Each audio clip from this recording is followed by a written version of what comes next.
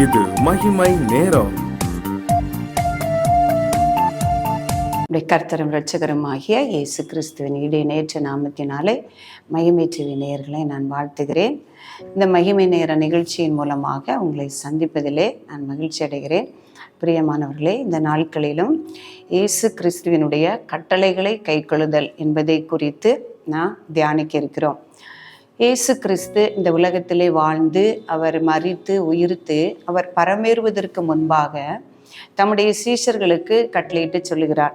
மத்தேயு 28 நான் உங்களுக்கு கட்டளையிட்ட யாவையும் அவர்கள் கைக்கொள்ளும்படி அவர்களுக்கு உபதேசம் பண்ணுங்கள்.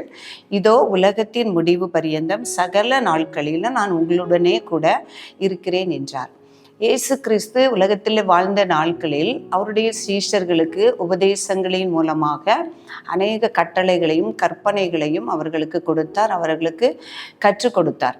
அப்போ அவர் பரமேறும் பொழுது அந்த சீஷர்களுக்கு கட்டளையிடுகிறார். நான் உங்களுக்கு கட்டளையிட்ட யாவையும் அவர்கள் கை கொள்ளும்படி நீங்கள் அவர்களுக்கு உபதேசம் பண்ணுங்கள் என்று சொல்லி அவர்களுக்கு கட்டளையிடுகிறார்.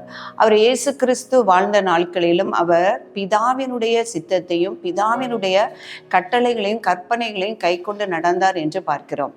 அவர் சொல்லுகிறார், நான் என் பிதாவின் கட்டளையின்படியும் கற்பனைகளின்படியும் கை கொண்டபடியினால் நான் அவருடைய அன்பிலே நிலைத்திருக்கிறது போல நீங்களும் என்னுடைய கட்டளைகளையும் கற்பனைகளையும் கை கொண்டால் அவர் என்னுடைய அன்பிலே நிலைத்திருப்பீர்கள் என்று சொல்லுகிறார்.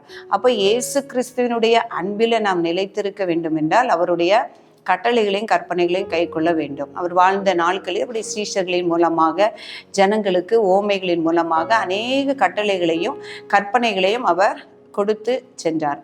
அவர் ஒரு சீஷர்களிடத்தில் சொல்லும்போது சொல்லுகிறார், நான் இந்த உலகத்திலே வாழ்ந்தாலும் நான் என்ன பேச வேண்டும், என்னத்தை பேச வேண்டும், என்னத்தை உபதேசிக்க வேண்டும் என்று என் பிதா எனக்கு கட்டளையிட்டிருக்கிறார் என்று சொல்லியிருக்கிறார். அப்போ இயேசு கிறிஸ்து அவருடைய பிதாவின் கட்டளையின்படியும் கற்பனையின்படியும் நடந்தது போல அவருடைய கட்டளைகளையும் கற்பனைகளையும் நான் கை கொண்டு நடக்க வேண்டும் என்று நமக்கு வலியுறுத்தியிருக்கிறார். அப்போ அவருடைய கட்டளைகளை கை கொள்ளும் பொழுதுதான் அவருடைய அன்பிலே நிலைத்திருக்க வேண்டும். நிறைய கட்டளைகளை அவர் நமக்கு கொடுத்திருக்கிறார். நம்ம பிரதான கட்டளைகளை குறித்து நாம் தியானிப்போம். முதலாவதாக அவர் கொடுத்த முதலாவது கட்டளை அன்பாய் இருக்க வேண்டும், ஒருவரிடத்தில் ஒருவர் அன்பாய் இருக்க வேண்டும் என்று. யோவான் 13 வாசிக்கும் பொழுது, நீங்கள் ஒருவரில் ஒருவர் அன்பாய் இருங்கள், நான் உங்களிடத்திலே அன்பாய் இருக்கிறது போல நீங்களும் ஒருவரில் ஒருவர் அன்பாய் இருங்கள் என்று என்கிற புதிதான கட்டளையை உங்களுக்கு கொடுக்கிறேன் என்றார். அப்ப அவர் கொடுத்த கட்டளை, நான் உங்களிடத்தில் அன்பாய் இருக்கிறது போல நீங்களும் ஒருவரில் ஒருவர் அன்பாயிருங்கள். கிறிஸ்து நம்மிடத்தில் அன்பாய் இருக்கிறார் என்பதை அவர் நமக்காக ஜீவனை கொடுத்திருக்கிறார். அதை விட மேலான அன்பு ஒன்றும் இல்லை என்று நாம் பார்க்கிறோம். அவர் நம்முடைய ரட்சிப்புக்காக, நம்முடைய பாவ மன்னிப்புக்காக அவருடைய ஜீவனையே கொடுத்து நம்மிடத்தில் அன்பாய் இருக்கிறார். இப்போ அதே போல நீங்களும் ஒருவரிடத்தில் ஒருவர் அன்பாயிருங்கள் என்று சொல்லுகிறார். இதை 1 யோவான் 3 நாம் பார்க்கும் பொழுது, எப்படி நாம் அன்பு செலுத்த வேண்டும், ஒருவரில் ஒருவர் நாம் எப்படி நம்முடைய அன்பு மாயமற்றதாக இருக்க வேண்டும். சில பேர் பார்த்தீங்கன்னா நல்ல வார்த்தையினாலும் நாவினாலும் அன்பாக பேசுவாங்க, ஆனால் அவருடைய கிரியைகளிலோ எதுலேயுமே அன்பே காணப்படாது. என்ன சொல்லியிருக்கு அப்படின்னா, நீங்கள் உங்களுடைய அன்பு நாவினாலும் அந்த வசனத்தினாலும் இருக்கக்கூடாது, அது கிரியையினாலும் உண்மையினாலும் இருக்கணும் அப்படின்னு சொல்லியிருக்காரு. நம்முடைய அன்பு எப்படிப்பட்டதா இருக்கணும், ஒருவரில் ஒருவர் நாம் எப்படி அன்பு செலுத்த வேண்டும் என்று அவர் சொல்லியிருக்கிறார். அப்போ கிறிஸ்துவனிடத்தில் காணப்படுகிற அன்பு, இப்போ தேவனிடத்தில் அன்பு செலுத்துகிறவன் அவருடைய கற்பனைகளை கைக்கொள்வான் என்று சொல்லியிருக்கிறார். அப்போ அவருடைய கற்பனை என்னன்னா, என்னிடத்தில் நீ அன்பு கூறுவது போல உன் சகோதரனிடத்திலும் அன்பு கூற வேண்டும் என்பது. அப்போ அவருடைய கற்பனைகளை கை கொள்ளுகிறவன் தன் சகோதரனிடத்திலே அன்பு செலுத்துவான். அதை தான் 1 யோவான் 4 பார்க்கும் பொழுது, நான் தேவனிடத்திலே அன்பாய் இருக்கிறேன், நான் ரட்சிக்கப்பட்டிருக்கிறேன் என்று ஒருவன் சொல்லியும் நான் என் சகோதரிடத்தில் நான் அன்பு செலுத்தாவிட்டால் அந்த அன்பு அவன் பொய்யன் என்று சொல்லியிருக்கிறான். அதாவது தன் தேவனிடத்தில் அன்பு கூறுகிறேன் என்று சொல்லி தன் சகோதரனை பகைத்து அல்லது வெறுத்து அவனிடத்தில் அன்பு கூறாவிட்டால் அவன் பொய்யன் என்று சொல்லுகிறார். தன்னை கண்ணால காணுகிற சகோதரத்துல அன்பு செலுத்தாதவன் எப்படி அந்த காணாத தேவனிடத்துல அன்பு செலுத்துவான் என்று சொல்கிறார். அப்போ அன்புதான் அவர் சொல்லுகிற முதலாவது கட்டளை. அந்த அந்த கட்டளைகளை நாம் கை கொள்ளும் பொழுது நான் தானாகவே கிறிஸ்துவனிடத்தில் அவருடைய அன்பிலே நாம் நிலைத்திருக்க முடியும். தேவனிடத்தில் அன்பு கூறுகிறவன் தன் சகோதரனிடத்திலும் அன்பு கூற வேண்டுங்கிற இந்த கட்டளையை தேவன் இதற்காக நமக்கு தந்திருக்கிறார். அந்த பவுல் அப்போஸ்தலன் சொல்லும் பொழுது 1 கொரிந்தியர் 13ஆம் அதிகாரத்துல அன்பை பற்றி தெளிவாக அவர் நமக்கு கற்றுக் கொடுத்திருக்கிறார். அப்போ அந்த அன்பில என்ன சொல்லியிருக்காருன்னா, ஒருவன் ரட்சிக்கப்பட்டு தேவனிடத்தில் அன்பாயிருக்கிறேன் என்று சொல்லி அவருடைய விசுவாசத்தில் நிலைத்திருந்து அவன் பெரிய ரகசியங்களையும் அறிவையும் அறிந்தாலும் அவன் தீர்க்க தரிசனங்களில் வல்லவனாய் இருந்தாலும் அன்பு அவனிடத்துல இல்லைன்னா ஒன்றும் இல்லை அப்படின்னு பவுல் அப்போஸ்தலன் சொல்றார்.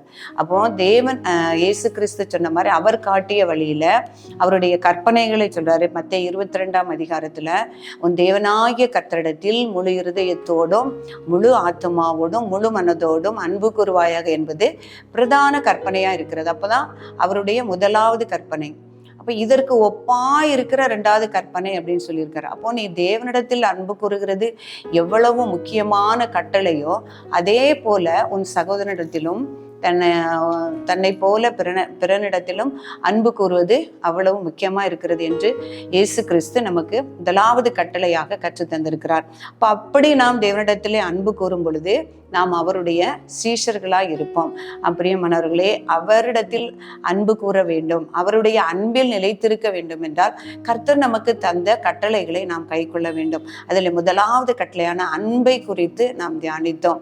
கர்த்தர் நமக்கு கற்றுத்தந்தபடி அவர் நமக்காக வாழ்ந்து காட்டியபடி நம்மேல் வைத்த அன்பினால் அவர் ஜீவனையே நமக்கு கொடுத்தபடி அவருடைய கட்டளைகளை கை கொள்ளுகிறவர்களாகிய நாம் ஒருவரிடத்தில் ஒருவர் அன்பு கூற அவருடைய கிருபையை நாடி தேடுவோம். நாம் பார்க்கிறோம், ஆவியின் கனிகளை பார்க்கும் பொழுது முதலாவது அன்பு என்று சொல்லப்பட்டிருக்கிறது. அன்பு, சமாதானம், சந்தோஷம் என்று சொல்லப்பட்டிருக்கிறது. அந்த ஆவியின் கனிகளை நாம் ஒவ்வொருவரும் பெற்றுக்கொண்டு ஒருவரிடத்தில் ஒருவர் அன்பு செலுத்தி அவருடைய கற்பனைகளை கை கொள்ள நாம் முயற்சி செய்வோம். நாம் ஜெபிப்போம். பரிசுத்தம் அன்பு நிறைந்த எங்கள் அன்புள்ள ஆண்டவரே, உம்மை துதிக்கிறேன் அப்பா, ஸ்தோத்திரிக்கிறேன். உமக்கே மகிமை நாங்கள் செலுத்துகிறோம். அப்பா, நீர் சொல்லி சென்றீரே அப்பா, என்னுடைய கட்டளைகளை கை கொள்ளும்படி அவர்களுக்கு உபதேசம் பண்ணுங்கள் என்று. அப்பா, உம்முடைய கட்டளைகளை நாங்கள் அறிந்து இருக்கிறோம் சுவாமி. உம்முடைய கட்டளைகளை கை கொள்ள உம்முடைய ஆவியானவருடைய பலன் எங்கள் ஒவ்வொருவருக்கும் தரும்படியாய் நாங்கள் ஜெபிக்கிறேன். எங்களுடைய அன்பு மாயமாலமானதாய் இராதபடிக்கு உண்மையாயும் கிரியைகள் உள்ளவைகளாயும் காணப்பட கர்த்தர் நீர் உதவி செய்யும்படியாய் ஜெபிக்கிறேன். எங்கள் சகோதரர்களை நாங்கள் நேசிக்கவும் சகோதரத்தில் அன்பு செலுத்தவும் அந்த அன்பினாலே உம்முடைய அன்பில் நாங்கள் நிலைத்திருக்கவும் கர்த்தர் ஒவ்வொருவருக்கும் கிருபை தரும்படியாய் ஜெபிக்கிறோம் சாமி. எங்களை தாழ்த்தி ஒப்பு கொடுக்கிறோம். உடைய நாமத்தை உயர்த்துகிறோம், மகிமைப்படுத்துகிறோம். இயேசு கிறிஸ்துவின் நாமத்தில் ஜெபிக்கிறோம் நல்ல பிதாவே, ஆமென்.